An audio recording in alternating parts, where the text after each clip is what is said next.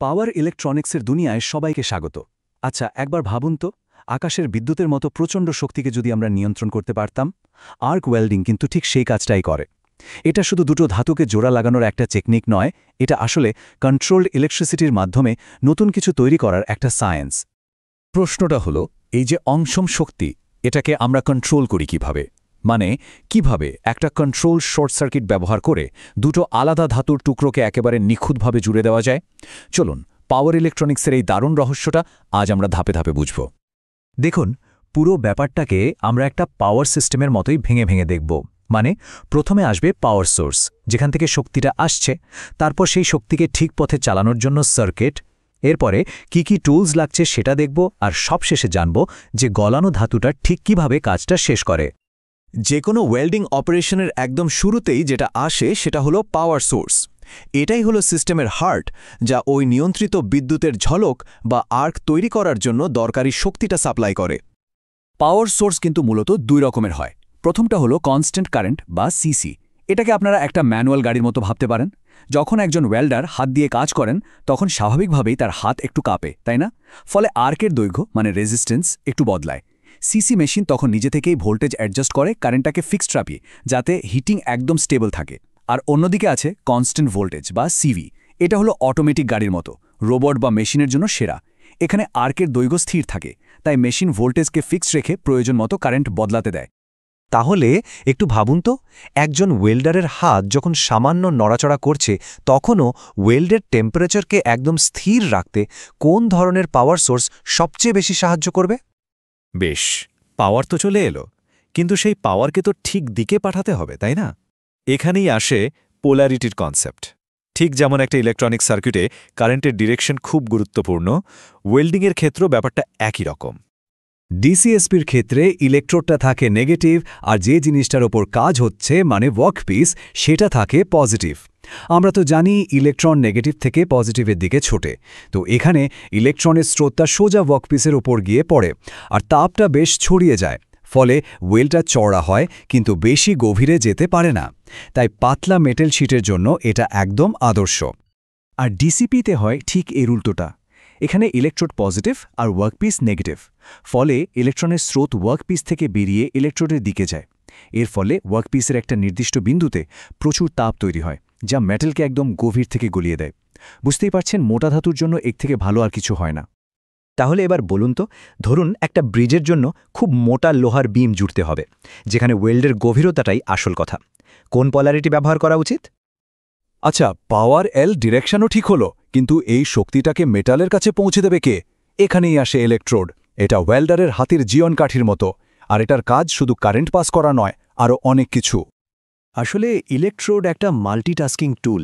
এর ভেতরের যে ধাতব রডটা থাকে সেটা কারেন্ট তো বহন করেই, সাথে গলে গিয়ে জোড়া লাগানোর জন্য বাড়তি মেটাল বা ফিলার মেটাল সাপ্লাই করে। আর এর বাইরের যে কোটিং বা ফ্লাক্সটা থাকে, ওটা তো একটা ছোটোখাটো কেমিক্যাল ফ্যাক্টরি। ইলেকট্রোডের গায়ে লেখা কোডটা অনেকটা ইলেকট্রনিক কম্পোনেন্টের ডেটা শিটের মতো। ধরুন E6013। এখানে ই মানে তো বুঝতেই পারছেন, ইলেকট্রোড। প্রথম দুটো সংখ্যা 06 মানে হলো এর টেনসাইল স্ট্রেংথ, মানে 60,000 PSI। তৃতীয় সংখ্যা 1 মানে হলো এটা সব পজিশনে ব্যবহার করা যাবে। আর শেষের 3 সংখ্যাটা এর ফ্লাক্স বা কোটিংয়ের টাইপ বোঝায়। মনে রাখার জন্য সহজ উপায় হলো প্রথমে শক্তি, তারপর পজিশন, আর শেষে তার কেমিস্ট্রি। ওই যে বললাম না, ফ্লাক্স একটা কেমিক্যাল ফ্যাক্টরি। আর্কের গরমে এই ফ্লাক্সটা পুড়ে গিয়ে একটা গ্যাসের আস্তরণ তৈরি করে। এই গ্যাসটা গলিত মেটালকে বাতাসের অক্সিজেন আর নাইট্রোজেন থেকে বাঁচায়। কারণ বাতাস লেগে গেলেই ওয়েলটা ভেতর থেকে ফুটো ফুটো আর ভঙ্গুর হয়ে যেত। এই শিল্ডিং গ্যাসটা আসলে একটা অদৃশ্য সুরক্ষা কবচের মতো কাজ করে। তাহলে চট করে মনে করার চেষ্টা করুন তো, E7018 কোডের মধ্যে এক সংখ্যাটা ইলেকট্রোডের কোন বিশেষ গুণটা আমাদের বলে দেয়? পাওয়ার, ডিরেকশন আর সঠিক টুলস তো আমরা পেয়ে গেলাম। এবার চলুন দেখি গলিত ধাতুটা ঠিক কিভাবে ইলেকট্রোডের ডগা থেকে লাফ দিয়ে ওয়ার্কপিসে যায়। এই মেটাল ট্রান্সফারের পদ্ধতিটা কিন্তু দারুণ ইন্টারেস্টিং।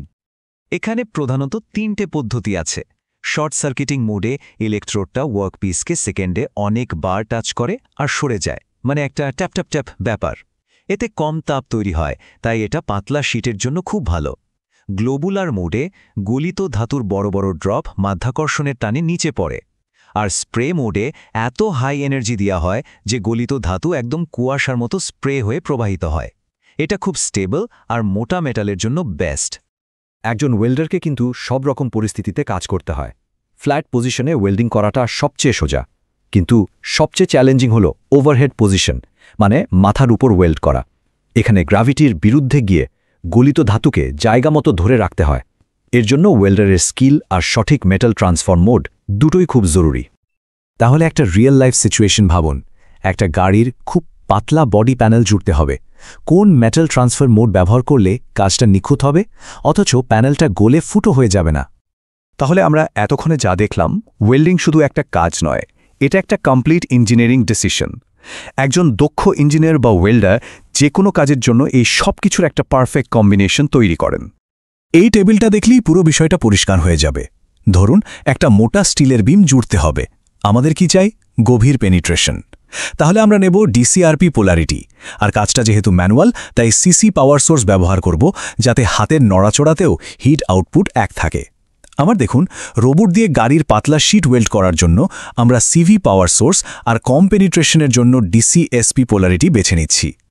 পুরো বিষয়টাকে যদি একটা লাইনে বলতে হয় তাহলে ব্যাপারটা এরকম: পাওয়ার সোর্স বিদ্যুতের ঝলকটা তৈরি করে, পোলারিটিটাকে সঠিক রাস্তা দেখায়, ইলেকট্রোড সেই শক্তিটাকে পৌঁছে দেয়, আর ইঞ্জিনিয়ারের জ্ঞান আর ওয়েল্ডারের স্কিল সেই শক্তিকে একটা সৃষ্টিতে বদলে দেয়। এবার চলুন একটু বড় পরিসরে ভাবি। ওয়েল্ডিং তো আছেই, কিন্তু হাই কারেন্ট আর্ক আর প্লাজমা কন্ট্রোলের এই যে জ্ঞান, এটা আজকের দিনে আর কোন কোন টেকনোলজিতে কাজে লাগে? আমাদের মনে রাখতে হবে, আর্ক ওয়েল্ডিংয়ের এই ফান্ডামেন্টাল প্রিন্সিপলগুলো শুধু ওয়ার্কশপের মধ্যে সীমাবদ্ধ নয়। সেমিকন্ডাক্টর চিপ বানানোর জন্য যে প্লাজমা এচিং টেকনোলজি ব্যবহার করা হয়, তার পিছনেও কিন্তু এই একই ফিজিক্স কাজ করে।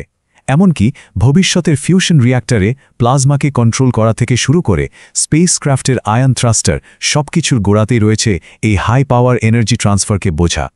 তাই এই জ্ঞানটা শুধু একটা স্কিল নয়, এটা ভবিষ্যতের টেকনোলজির দরজা খোলার একটা চাবিকাঠি।